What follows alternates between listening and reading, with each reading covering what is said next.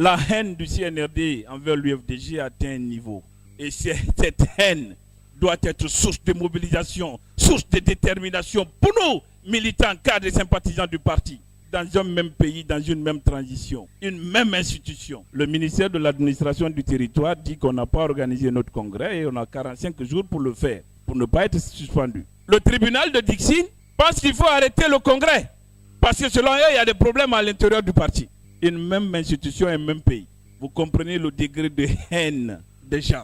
Et pourquoi dans une république normale, on ne peut pas trancher? La justice de notre pays est devenue le problème, là où elle devrait être la solution. Aujourd'hui, tout va mal dans le pays, parce que les hommes et les femmes en robe ont décidé de trahir leur serment. BTTV. Ces jeunes qui se battent main nue pour que la Guinée soit un pays de démocratie, nous pensons à vous tous les jours. Un hommage mérité doit être rendu aux jeunes de l'Axe. Aujourd'hui, des politiciens voyous qui étaient avec nous hier, qui étaient avec vous hier sur l'Axe, qui ont prétendu défendre la dignité de l'homme, les droits humains, les libertés. Aujourd'hui, parce qu'ils ont bénéficié d'un privilège, ils vous traitent de délinquants, ils vous traitent de bandits, ils vous traitent de malhonnêtes. Mais l'histoire retiendra que l'Axe, c'est l'Océoto. L'Axe ne se bat pas pour une communauté, l'Axe ne se bat pas pour un intérêt particulier, l'Axe se bat pour toute la Guinée entière. Aujourd'hui, ceux qui tirent sur l'Axe, hier c'était les mêmes qui sont venus demander l'adhésion de l'Axe après le 5 septembre. Ceux qui ont opéré le coup d'État ne sont pas allés à Kankan, ils ne sont pas allés à Sigiri, ils ne sont pas allés à Mandiana, ils ne sont même pas allés à Mafanko tout près. C'est sur l'Axe qu'ils sont venus pour demander l'adhésion populaire, parce qu'ils savent que l'Axe c'est le baromètre de la démocratie dans notre pays, que cela plaise à quelqu'un ou pas. À l'UFDG, nous n'avons peur de personne. Nous défendons des valeurs, nous défendons des principes. Le président Cyril Dalein Diallo me charge de vous dire, il n'a pas peur, il n'aura pas peur. Et nous n'avons pas de lumière plus que lui. C'est pourquoi chacun, où qu'il soit, doit se mobiliser, doit sensibiliser, doit rassembler. L'UFDG, c'est la première force politique de la Guinée.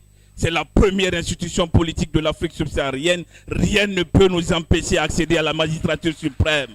Hier, vous avez vu des papiers volants. Ceux qui ont pris des armes et qui ont mis un terme, entre guillemets, même s'il y a beaucoup de choses à dire, au fonctionnement correct de notre État, qui sont dans l'illégalité, et aujourd'hui qui sont dans le reniement total, veulent évaluer les formations politiques. C'est le paradoxe guinéen. À l'UFDG, vous devriez être fiers de vous-même. Vous devriez être fiers de votre président. Vous devriez être fiers de la direction nationale de votre parti. Parce qu'on a vu les choses venir de loin et on s'est préparé. Parce que la politique, il ne faut pas dormir. Nous sommes stratèges, nous sommes plus malins, plus intelligents. L'UFDG, c'est des cadres, des valeureux cadres, incorruptibles. Cette évaluation a montré à l'opinion nationale et internationale que les gens sont dans le reniement, ils sont dans le faux. C'est l'imposture là que nous avons toujours dénoncé à l'UFDG. Et c'est l'imposture là qui fait qu'aujourd'hui, nous ne sommes pas d'accord avec le CNRD. Au départ, ils ont dit on veut faire de la Guinée un pays moderne. On veut faire de la Guinée une justice équitable. On veut permettre à la Guinée de connaître la démocratie. C'est eux qui ont trahi. L'UFDG n'a jamais trahi. Nous sommes encore là. On se bat tous les jours pour la démocratie, pour la promotion des libertés et des droits humains. Vous avez vu que les partis politiques qui ont été certifiés, les 98%, ce sont des leaders politiques qui ne sont pas connus. Ils n'ont pas de siège. Ils n'ont pas de compte bancaire. Ils ne font pas d'assemblée générale. Ils n'ont pas d'élu. Ils n'ont jamais participé à une élection pour la plupart parmi eux. Et certains avec des leaders politiques sans conviction, sans repère, en mal avec leur conscience. Mais des salopards qui sont prêts à tout sacrifier sur l'autel de l'argent, de l'ego et des ambitions démesurées. Aujourd'hui, ils sont nourris, ils sont habillés et ils sont entretenus par le CNRD. Résultat des courses, ceux qui voulaient refonder notre administration, ceux qui voulaient refonder le pays, se sont retrouvés dans l'imposture. Parce que vous ne pouvez pas dire que ces petites formations politiques qui ne représentent absolument rien, comme je le rappelais tout à l'heure, des petites formations qui sont connues de personne, qui sont admises d'office, alors que les grandes formations politiques comme l'UFDG, comme le RPG ou l'UFR se retrouvent dans les difficultés.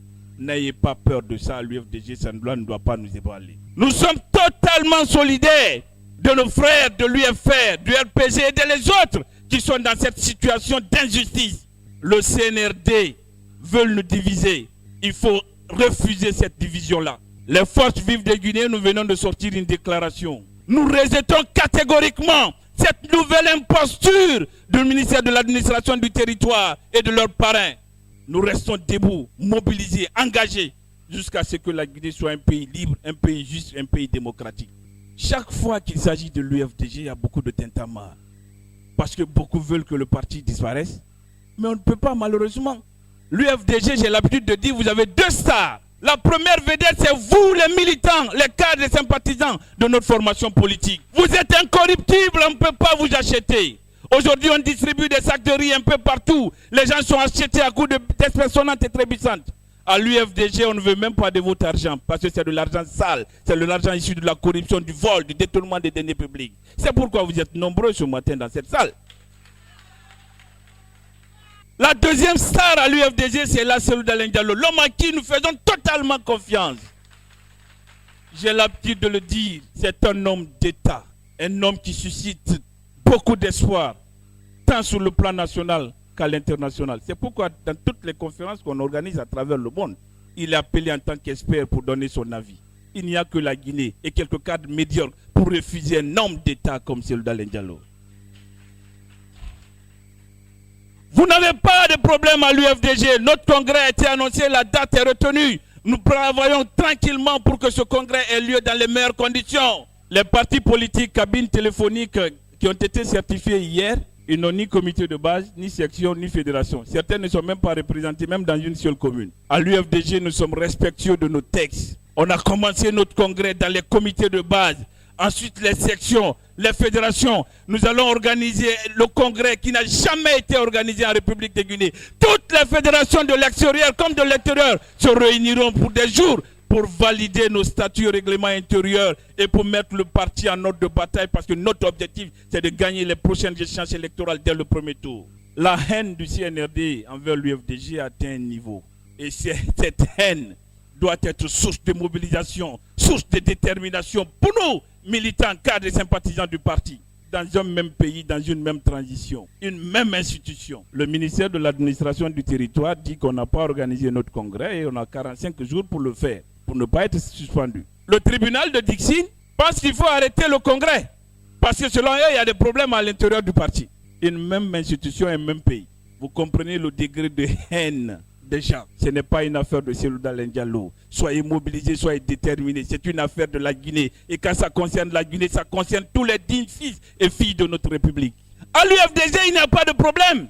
Le mariage forcé au XXIe siècle est un délit prévu et puni par toutes les lois, qu'elles soient nationales ou supranationales. Vous avez choisi votre ventre. On vous dit très bien, allez-y, remplissez votre ventre. Laissez-nous tranquilles. Nous voulons vivre en paix. Laissez-nous nous battre pour que la Guinée puisse être en paix. Ils disent qu'ils veulent que Mamadi reste au pouvoir. Que même une transition de 10 ans, ils ne sont pas contre. Ils disent qu'ils sont même capables de mobiliser les dockers du port autonome à payer la caution pour la candidature de Mamadi Doumbouya. Tout ça, c'est très beau. Mais puisque la vocation de l'UFDG, ce n'est pas accompagner Mamadi dans cette dynamique de confiscation du pouvoir, pourquoi vous voulez nous embêter? Et pourquoi dans une république normale, on ne peut pas trancher? La justice de notre pays est devenue le problème, là où elle devrait être la solution. Aujourd'hui, tout va mal dans le pays, parce que les hommes et les femmes en robe ont décidé de trahir leur serment. Partout où il n'y a pas de justice équitable, vous n'avez pas de paix, vous n'avez pas de démocratie, vous n'avez pas de liberté. Et des intellectuels sectaires à l'indignation sélective qui ne conçoivent la liberté de conscience que dans un sens, passent tout leur temps à taxer les gens d'être des Vatanguers, à taxer l'axe d'être des Vatanguers.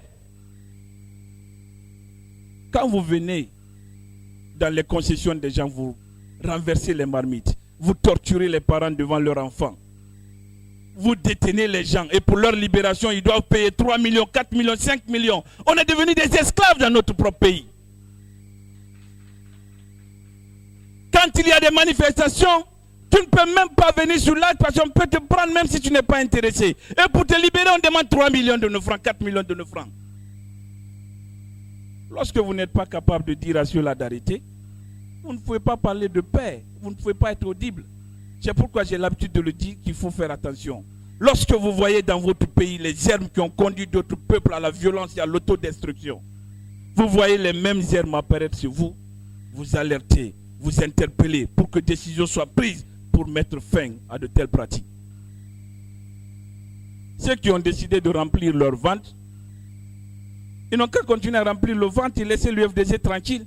Nous ne sommes pas d'accord par rapport à la gouvernance actuelle. Nous ne sommes pas d'accord par rapport au reniement des valeurs. Le général Mamadi Doumbouya, devant tout le monde, sans pression, il a dit à l'opinion nationale et internationale, moi, ainsi que tous les autres membres des organes de la transition ne peuvent être candidats sur cette élection. Il a matérialisé dans la charte de la transition, qu'eux-mêmes ils ont élaboré et imposé au peuple de Guinée, dans les articles 46, 55 et 65. S'il décide d'aller à l'encontre de ça, ça va être considéré comme un parjure. Et par conséquent, il va être combattu comme d'autres l'ont été avant lui. Dadis est aujourd'hui en prison avec un seul mot, la responsabilité de commandement. De même, personne ne viendra nous voir pour nous dire « Je n'étais pas au courant quand je suis allé opérer par là. Je n'étais pas au courant quand les enfants étaient fusillés sur l'axe. » C'est maintenant qu'il faut corriger toutes ces anomalies. Nous disons encore une fois de plus, il faut rester mobilisé, il faut rester déterminé. L'UFDG n'a aucun problème. L'UFDG continue à faire son travail et ce torchon du ministère de l'administration du territoire n'engage que ceux qui croient. Nous continuons à nous préparer pour notre congrès national en attendant que la haine au plus haut niveau de l'État, au niveau du ministère de la Justice et au niveau, n'est-ce pas, de l'administration du territoire, qu'ils puissent s'entendre sur un élément.